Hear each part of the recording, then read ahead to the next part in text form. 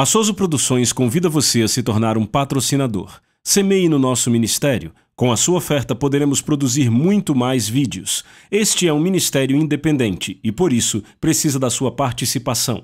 Inscreva-se no canal e compartilhe os vídeos. Seja um multiplicador desta visão.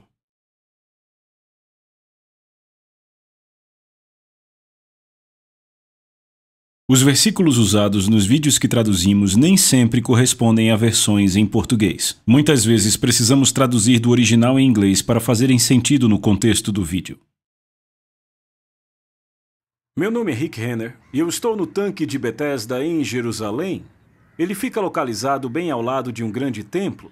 E no primeiro século, esse lugar ficava cheio de doentes.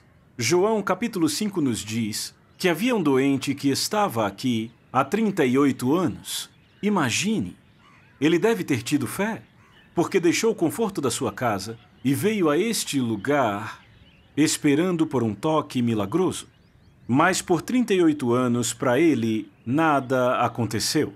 Muitos milagres aconteceram aqui, e ele poderia até ter escrito um livro chamado Milagres de Betesda. Mas até então ele não tinha recebido o milagre, ainda estava esperando. E um dia Jesus chegou e perguntou a ele: "Tu queres ser curado?" Isso pareceu uma pergunta estranha, especialmente para se perguntar a um doente que está aqui esperando um milagre.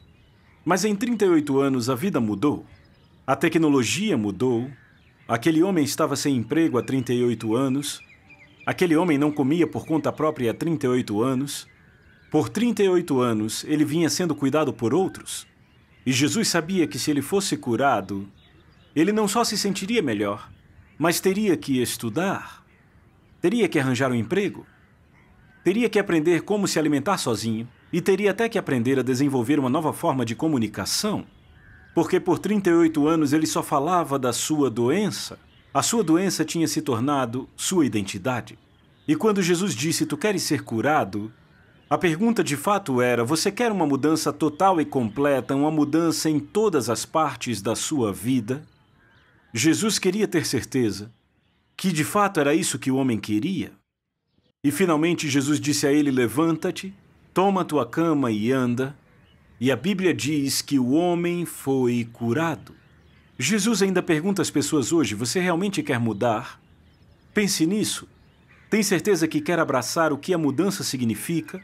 Mudar sua maneira de vida, ou seja, você está disposto a fazer o que for necessário para abraçar uma vida que de fato foi transformada? Ele ainda nos pergunta isso hoje.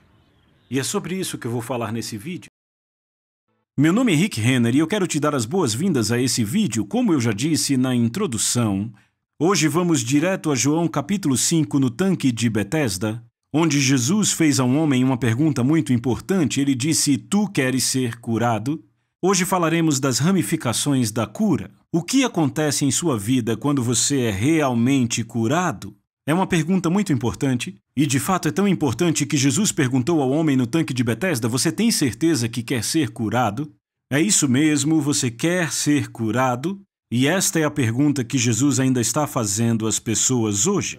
Então vamos aprender mais sobre esse assunto. Vamos direto a João capítulo 5. Vamos revisar os primeiros versículos e daí direto para o novo ensino. Eu falei no começo da série que em todo vídeo eu traria uma revisão e depois disso adicionaria uma nova parte. Vamos começar hoje em João capítulo 5, versículo 1. A Bíblia nos diz: "Passadas estas coisas, havia uma festa dos judeus e Jesus subiu para Jerusalém. Ora, existe ali junto à porta das ovelhas um tanque, chamado em hebraico Betesda, o qual tem 5 pavilhões. Neste jazia uma multidão de pessoas impotentes, cegos, coxos, paralíticos, esperando que se movesse a água. Porquanto um anjo descia em certo tempo, agitando-a, e o primeiro, que entrava no tanque, uma vez agitada a água, sarava de qualquer doença que tivesse. Estava ali certo homem que tinha uma enfermidade há 38 anos. Jesus, vendo-o deitado e sabendo que estava assim há muito tempo, perguntou a ele: "Tu queres ser curado?" Paramos aí no vídeo anterior e vamos começar agora do próximo verso. O homem impotente respondeu: "Senhor, não tenho ninguém que me ponha no tanque quando a água é agitada, pois enquanto eu estou indo, desce outro antes de mim." Verso 8. Jesus disse a ele: "Levanta-te, toma tua cama e anda." e imediatamente o homem foi curado, e tomando seu leito pôs-se a andar, e aquele dia era sábado. Uau, esses versículos estão recheados, mas precisamos começar nossa revisão no versículo 1, então mantenha a Bíblia aberta, pegue algo para escrever, algo para beber, e vamos estudar juntos essa passagem. João 5:1 diz: passadas estas coisas havia uma festa dos judeus, e Jesus subiu para Jerusalém. Vamos para o versículo 2, mas eu vou revisar antes, e eu sei que eu estou revisando em todos os vídeos, mas é importante ter o contexto no qual esse milagre aconteceu. Então, João capítulo 5, verso 2, ora, existe ali junto à porta das ovelhas um tanque. Porta das ovelhas vem da palavra grega probatike, que descreve um lugar que pode ser visitado ainda hoje. Algumas versões dizem mercado, mas é um portão. E além deste portão, havia um tanque, ao qual os doentes chamavam de o tanque de Betesda. Sabemos que originalmente não foi um tanque construído para doentes, era um tanque construído para os ricos e intelectuais, era um tanque construído para a nata da sociedade. Mas quando chegamos em João capítulo 5, a nata já tinha ido embora, e agora o tanque de Betesda estava ocupado para o que poderíamos chamar de rejeitados da sociedade, pobres e enfermos da cidade de Jerusalém, e eles estavam enchendo aquele lugar. É isso que a Bíblia nos diz em João capítulo 5, verso 2. Existe junto à porta das ovelhas um tanque. A palavra tanque é a palavra grega columbethra. Esta palavra columbethra não descreve um lugar sujo e cheio de lama, e sim um tanque de alto nível, bem desenvolvido. E eu já disse num vídeo anterior, quando eu era criança, assistia Família Buscapé, acho que você conhece, e a Ellie Mae sempre ia para o lago de cimento atrás da mansão deles, e esse lago de cimento era a piscina deles, e lembra como era? Era cheia de mármore e belas colunas, de fato era um belo lago de cimento. Bem, o tanque era algo assim. Era muito bonito, desenvolvido, tinha colunas, com pórticos, largos corredores, um mármore belíssimo, era um lugar muito luxuoso, isso originalmente. Mas agora tinha sido ocupado por doentes, e os doentes renomearam o lugar como Betesda. Não sabemos o primeiro nome do lugar, mas os doentes chamavam de Betesda, é isso que a Bíblia diz no versículo 2. Ora, existe ali junto à porta das ovelhas um tanque, chamado em hebraico Betesda. Veja, chamado Betesda, tinha sido renomeado, ganhou o apelido de Betesda. E vimos que a palavra Betesda é uma palavra que significa casa de misericórdia, casa da graça ou casa da bondade. E a razão para os doentes darem nome ao lugar Betesda era porque naquele lugar Deus havia realizado milagres misericordiosos. A misericórdia de Deus havia sido derramada naquele lugar. A graça de Deus era derramada, as pessoas experimentaram a bondade de Deus naquele lugar. Então os doentes chamavam de Betesda, a casa da misericórdia, a casa da graça, a casa onde a bondade de Deus pode ser experimentada. E a Bíblia diz que lá havia 5 pavilhões. A palavra pavilhões do grego stoas é uma palavra bem familiar, stoas, usada em todo o mundo grego, e stoas eram corredores cobertos. Você andava por aqueles corredores normalmente cobertos por belíssimos mosaicos, as colunas que sustentavam o telhado esculpidas, o telhado coberto de ladrilhos. Aqueles pórticos stoas eram simplesmente magníficos e já era demais ter um, mas esse tanque era tão grande que tinha 5.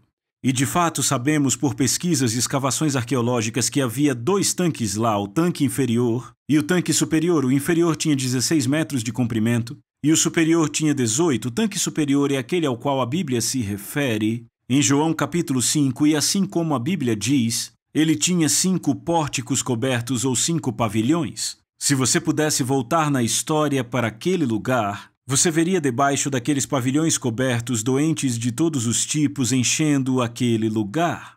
E é isso que lemos no versículo 3. Veja aí o verso 3. Nestes jazia grande multidão de pessoas impotentes.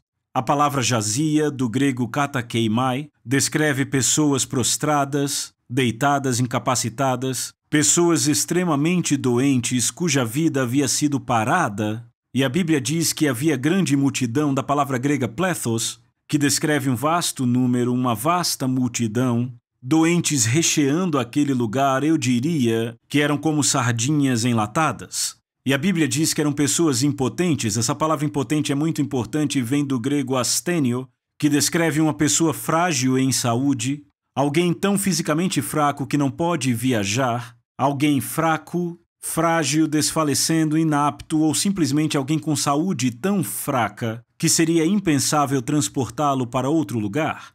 É a mesma palavra grega para descrever alguém que está de cama, e essa palavra impotente do grego astênio descreve alguém que perdeu tudo na área financeira. E como eu já disse antes, é isso que a doença faz. A doença é um ladrão. Ela rouba sua saúde, rouba seu tempo, rouba seus relacionamentos, a sua atenção, rouba seu dinheiro. A doença é simplesmente um ladrão. E estas pessoas neste lugar tinham sido roubadas pela doença ou ladrão e foram roubadas em todos os níveis. Eram frágeis, fracas, perderam suas finanças e, claro, relacionamento com suas famílias porque não estavam em casa, estavam no tanque de Betesda. Foram roubadas em muitas áreas. E o verso 3 nos diz que eram cegos, coxos e paralíticos. A palavra cegos, do grego tuflos, que descreve alguém que é fisicamente cego, coxos, do grego kolos, que descreve alguém que perdeu um membro, alguém mutilado, eram pessoas sem uma mão ou sem uma perna, pessoas aleijadas, severamente aleijadas, e a Bíblia diz paralíticos do grego xeros, de onde tiramos a palavra zero. A sociedade considerava aqueles como zeros à esquerda, eles não contribuíam em nada para o que a sociedade queria, eram zeros à esquerda. Mas paralíticos também fala daqueles cujos membros eram mirrados, cujos membros eram ressecados. E a Bíblia diz que todas essas pessoas estavam esperando o mover das águas. Esperar vem da palavra grega ek dekomai, que descreve uma antecipação completa ou uma expectativa completa. Estas pessoas estavam realmente esperando algo e os seus olhos estavam fixos na água e ficavam esperando o mover das águas. A palavra mover, do grego kinesis, descreve uma agitação feroz, uma comoção. Não era o movimento normal da água, não era um movimento usual da água. A água era ferozmente agitada e o que estava agitando a água é descrito no verso 4. Porquanto um anjo descia em certo tempo no tanque e agitava a água. Esta palavra agitar é a palavra grega tarasso. E a palavra tarasso é agitar ferozmente, causar pânico. Quem olhasse para a água veria a água como que num estado de pânico. Descrevia um movimento para frente e para trás, e não havia nada de natural nesse tipo de movimento da água. Se fosse apenas o vento movendo a água, a sua superfície não ficaria agitada. Mas havia literalmente uma agitação, um movimento, como que circular, era ferozmente agitada, e para os doentes isto era um sinal de que um anjo tinha entrado na água e agitado ela. E a Bíblia diz que os doentes acreditavam que o primeiro que entrava no tanque quando a água era agitada sarava de qualquer tipo de doença que tivesse. E a palavra sarar, já vimos isso, mas vou dizer de novo, é a palavra grega rugies. O que significa ser sarado? O que é isso? Você quer ser sarado? O que significa ser sarado, curado? Aquelas pessoas acreditavam que seriam curadas. A palavra curado, na mente delas e nas escrituras, significa ser saudável, ser são, curado, bem, ou ser completamente restaurado à vida normal ou ter a vida de volta. As pessoas entendiam que se de fato fossem curadas, se fossem saradas, teriam sua vida de volta. Receberiam a vida de volta, e era por isso que estavam crendo, e é isso que Deus quer te dar. Ele quer te dar a sua vida de volta. E a Bíblia diz que criam que seriam curados de qualquer doença que tivessem. Tivessem é uma forma da palavra grega eco, que nesse caso é suprimir ou reter. A vida deles tinha sido parada, a doença os havia suprimido, a sua vida estava interrompida, estavam vivendo sob as contenções de uma enfermidade, eles queriam ter suas vidas de volta. E é isso que a palavra curar significa nesse contexto. E a Bíblia nos diz no verso 5, e um certo homem estava lá que tinha uma enfermidade há 38 anos, a palavra tinha, outra vez vem da palavra grega eco, sua vida estava parada, sua vida vinha sendo atrapalhada por essa enfermidade, e a palavra enfermidade outra vez é o grego asthenios, que aparece várias vezes nesse texto, para descrever pessoas fracas, pessoas que foram roubadas em várias áreas, incluindo em suas finanças. Aquele homem experimentava doença e enfermidade em sua saúde, em sua mente, em sua alma, em seu dinheiro. A doença tinha afetado cada área da sua vida. E a Bíblia diz que ele tinha uma enfermidade, que ele vinha sendo afetado e impedido por essa enfermidade. E a Bíblia nos diz no verso 5 que era há 38 anos. Isso é muito tempo para ficar doente. Mas a Bíblia nos diz no verso 6, Jesus, vendo-o deitado e sabendo que estava assim há muito tempo, perguntou-lhe: Tu queres ser curado? Bem, há certas coisas que podemos presumir sobre este homem. Aquele homem foi até ali em fé.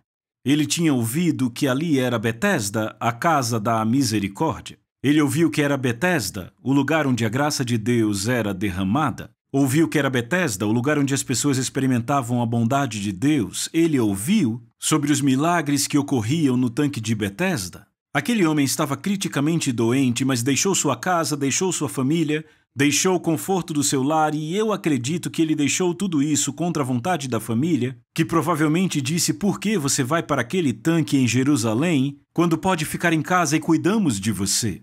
Mas ele foi porque ele tinha fé. Ele tinha expectativa, estava esperando o mover da água, crendo que iria receber o gracioso e misericordioso toque de Deus em Betesda, a casa de misericórdia. Mas lá estava ele há 38 anos. E por 38 anos ele vinha esperando e vinha crendo.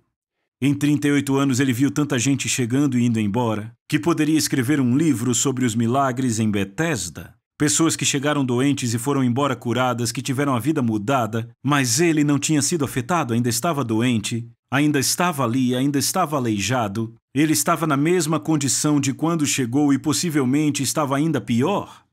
Ele já estava lá há 38 anos. E a Bíblia diz em Provérbios que a esperança adiada entristece o coração. E é muito possível que por dentro aquele homem já estivesse prostrado sem esperança.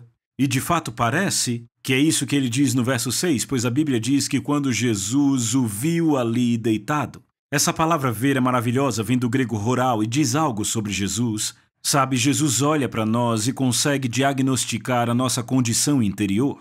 Essa palavra ver do grego horal significa ver ou realmente contemplar. Significa perceber, ter um olhar analítico, olhar com a intenção de examinar, ver completamente, experimentar alguém, compreender de verdade. Quando Jesus viu aquele homem, não foi uma olhada rápida, Jesus parou, ele focou os seus olhos naquele homem, ele viu o homem. Ele realmente o viu. Ele percebeu a condição deste homem. Jesus vê você. Ele vê qualquer um que está numa condição ruim. Jesus consegue olhar por dentro e ver o que realmente está acontecendo na condição interior. E foi isso que Jesus fez nesse versículo, e não só aquele homem estava deitado fisicamente, mas por dentro, aquele homem estava desesperançado, aquele homem estava prostrado, e a Bíblia diz que Jesus, vendo-o deitado, e sabendo que estava assim há muito tempo, perguntou-lhe: Tu queres ser curado? Tu queres vem da palavra grega theleis, e esta palavra é uma forma da palavra thelo, e a palavra thelo nesse caso significa: você tem a intenção de ser curado, você tem a intenção de ser curado, qual é a sua intenção? A palavra curado outra vez é hugies, que significa ter a vida restaurada, a vida de volta. Jesus estava perguntando àquele homem: você quer ficar como está? Ou você quer ter a sua vida de volta? Você quer a sua vida de volta? E a Bíblia diz no verso 7 que o homem enfermo lhe respondeu. No grego, o sentido é do homem respondendo. Jesus fez uma pergunta direta, mas o homem ficou respondendo e respondendo a Jesus, e aqui no versículo 7 temos um resumo da sua resposta.